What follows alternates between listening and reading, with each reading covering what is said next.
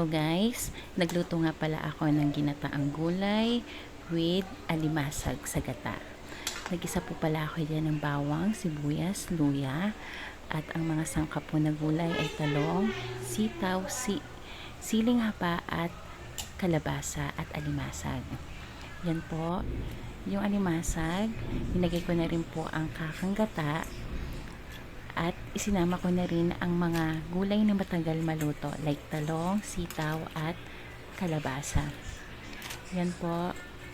Naglagay na rin po ako dyan ng asin, konting magic sarap at nor hipon. At guys, kanya-kanya po tayo ng version ng pagluluto at ito po ang version ng aking pagluluto.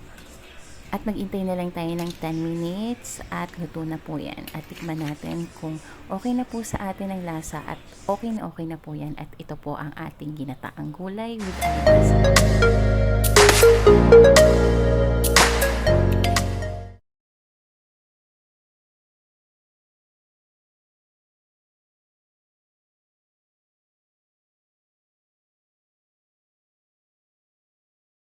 Pagkaluto ng gulay, ayan na po ang ating ginisang